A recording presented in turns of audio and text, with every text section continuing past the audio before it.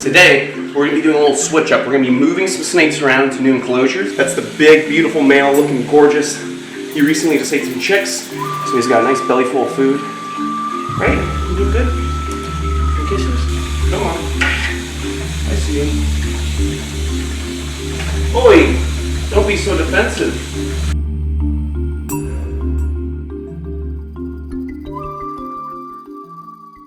What is going on, beautiful people? Welcome back to my wildlife. I'm here at the snake house at the Everglades Outpost, and today we're going to be doing a little switch up. We're going to be moving some snakes around to new enclosures.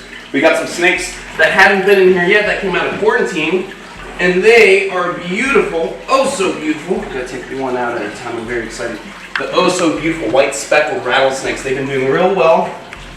They've been eating consistently and growing like little weeds. Check this out, we have a beautiful white speckled rattlesnakes here. This is the one that's got that caramel tone, and then the one in this container's got that darker speckling going along its body. This is a super cool species. Crotalus mitchellii, this species actually comes in a variety of colors. You can find them in blue, you can find them in red. It all depends on the mountain range that they're found in. The white speck is a really hard coloration to get your hands on, but the good thing is a good friend of mine who's a biologist who's been breeding these guys for years hooked me up with these two beautiful babies. And they've been eating consistently every week, which is super important. Check that out, look at this. Beautiful white speckled rattlesnakes.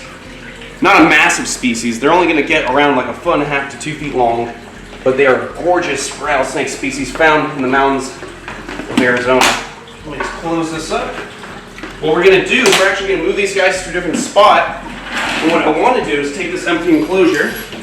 We're going to fill it up with cypress mulch, put a water bowl in there, put a hide in there, and we're going to move my African forest cobra into this enclosure so that a boreal enclosure that the African forest cobra is in can actually be used for my oh so gorgeous, big, beautiful Amazonian puffing snakes. Because if you guys remember, I had these big, beautiful snakes inside this gigantic vision cage, but then out of nowhere, a good friend of mine dropped his whole venomous collection onto my lap because he decided to quit doing the venomous snake game. He didn't want to renew his permits. And he actually ended up giving me all his venomous reptiles, one of them being this beautiful 10-foot black mamba named Allison, who obviously needed this large enclosure. So hopefully down the road we're going to be getting some more of these really big vision cages. We'll be setting these guys up in nice big boreal enclosures, but for now they're going to be inside this vision cage right here, where the beautiful African forest cobra is living. She's hanging out right there. She's probably going to be real excited. She always loves to come out and say hello to everyone. So what we're going to do is, let's get the snake off my neck.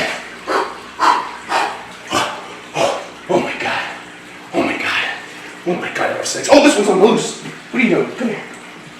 This is the female, and she's going through shed right now, so she's very opaque looking. All over the place. Let's get these guys back into the box. Alright guys, let's set up this enclosure. Let me go get some cypress mulch. We're going to toss it in there. We're going to get some hides going. We're going to make a nice setup for these snakes so they can be nice and comfy, and I can be happy to look at them, and everyone can be so pleasant to... Don't look now. But there's a monocled cobra about to eat a dead chicken. Have a look at that. Woo! That's the beautiful female monocled cobra. That's one of the chicks that the puffing snakes didn't finish. So I put that chick in there. She's coming out. She's going to take a nibble. She's doing real good. She's a very spicy individual. When I say that, she's a very defensive snake, throwing a lot of little hissy fits. But for the most part, she's a badass, beautiful monocled cobra. Naiad Kuthia. But she's a morph, so she doesn't look like the normal one like Big Bertha, my other monocled cobra. Beautiful albino.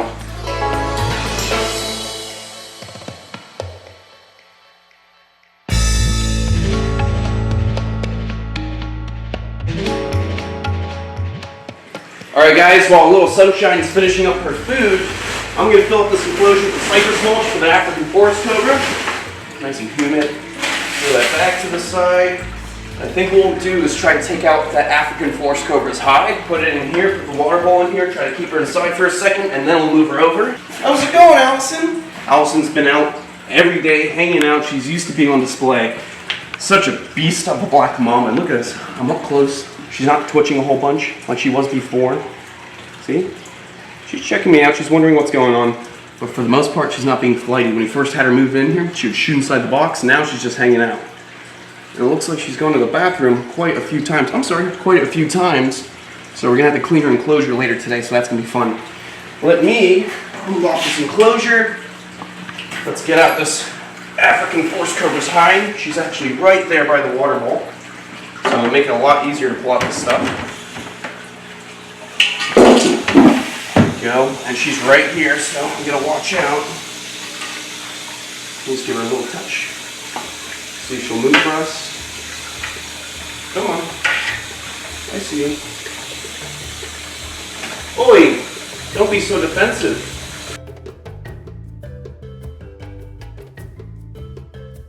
That is a really pretty snake. Looking just like an indigo with that black shim. Beautiful skin. Look at her. Super defensive snake. Oi! Alright, don't break your face now. I'm gonna lock that up. Perfect. We're gonna get her some fresh water, set up her new enclosure, and get ready to move her. So let me go get some water. Alright guys, we got the fresh water right here. We're gonna get her a nice big bowl from our old enclosure. I'll put the water bowl right here in this corner so it's not next to the heat lamp and it's not consistently evaporating. Alright guys, the glass is good to go. We have the water bowl, we have the hide. Now we just need that big Cranky African forest cobra. Let's go get it. Alright guys, we're gonna be taking out this beautiful cobra. Come here. What's going on, lady? What's going on? Look how big she is. Look how much of a beast this African forest cobra is. She, in a split second, can just shoot across with her fangs poised. She's a front fixed fang lapid, so there's no needing to hinge those fangs. Look at that, look at her, gaping at the camera. She's a beast of a cobra, look at her. Thick too, look how thick she is, and she's wrapped around my wrist right now. I can never get over that black pigment towards the last third of her body. Look how jet black her belly is. Look how jet black the scales, the dorsal scales are. Beautiful snake. Look at her, real thick too. You wanna go back home? This is your new home. Come on, there we go. Such a beautiful snake. Oh, she's going on the lip. Now she's going towards the back. She'll make herself nice and comfortable. We'll lock that up nice and secure. We're gonna have to change the scientific names. We got Crotalus mitchellii right here for the white specks. So we'll have to change that to African forest cobra. We'll do that in a moment. Now we got set up for the beautiful pupping snakes in this enclosure. So since this African forest cobra, oh mamma mia, I need my hands free. Not now, Senor Pepe. You're not motivating me. Oh, Senor Pepe! Senor Pepe's tranquila, please. I'm gonna take out all this cypress mulch and I'm gonna throw it into the can. I got a fresh bag right over here so the pupping snakes can have some nice moist cypress mulch for good humidity. Like I said, they're from the Amazon, so they want to get that drip, they want to get that hydration, that water, and they have to have good humidity levels to properly shed their skin, like a lot of these tropical snakes. So I'm gonna go with this mulch out, I'm gonna go get a bin, I'll get right back to it. Very nice. Oh, Ruth, help me. Come on, get in here. Get in here, get a hand. No, use one of your hands. Get in there. Grab this one. Grab that one. That one's super spicy. Grab that one. Get your fingernails dirty. Come on. Grab it. Come on. Nice. Nice. Oh! Alright, drop it. Good. Oh, look at this. Okay, alright Ruth, I'm the star here, relax. That's a lot of mulch, we're gonna have to dump this out. Get another bag, I'll be right back guys. Oh. See, lots of people like to be real sanitary when handling snakes and fecal matter, but you know what? Those are the people who don't live for it. Those are the people who don't know how to get down and dirty.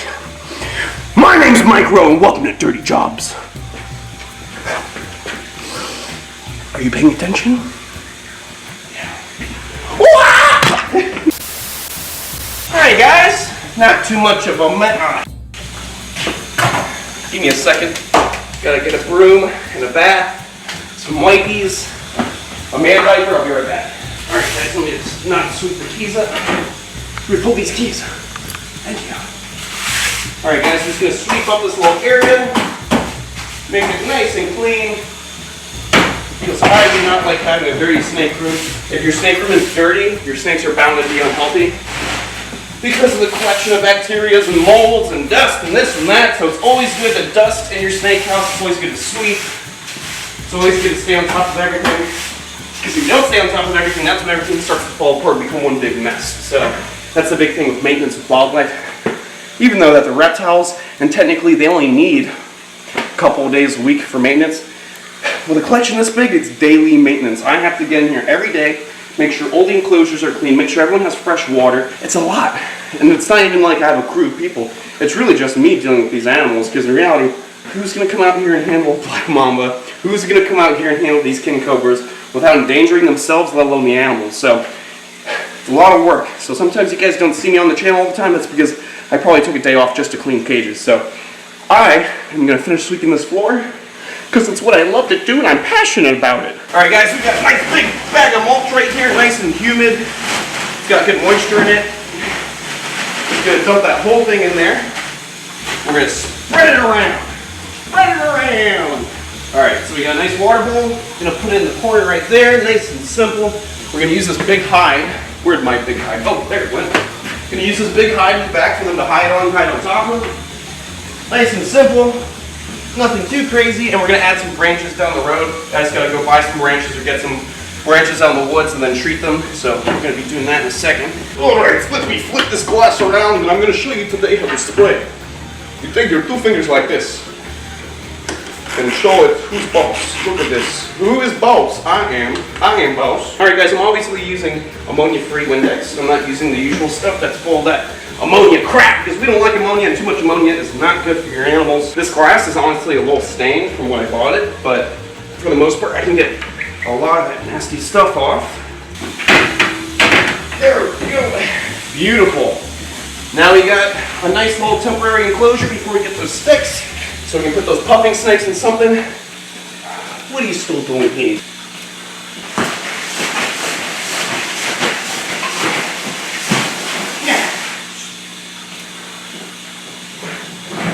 Alright guys, we're going to be taking out the puffing snakes and putting them inside their enclosure. You guys saw them on yesterday's episode. I thought, why not get that remodel video done today? So we can put them inside the snake house so everyone can enjoy them and see them on display. Look at that. That's the big, beautiful male looking gorgeous. He recently just ate some chicks, so he's got a nice belly full of food. Right? You doing good? Some kisses? And the female is still going through shed. So as soon as she's out of shed, we're going to separate her from the male so she needs some food. So let's get them inside their enclosure. There we go. Go ahead. Want some water? Go hide. There we go. We'll add some branches in here as well. And like I said, they're going to get an upgrade in the future. We're going to get them back inside one of those vision cages, the largest model they make. And that's going to be awesome.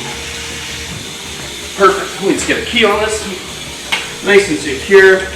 We'll take care of the labels in a moment, but for now, I'll see you guys in the next one. Stay beautiful, stay safe, carry lots of anti-venom, and most of all, love your green anacondas. Come here, oh my God, look how cute these green anacondas are getting.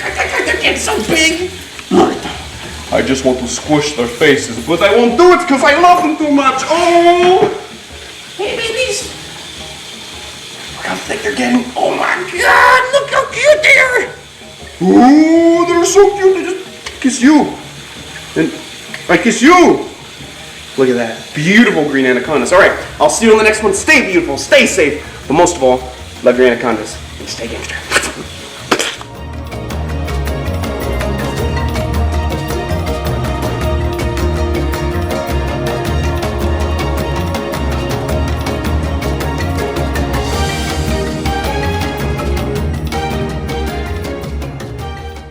Hello, beautiful people.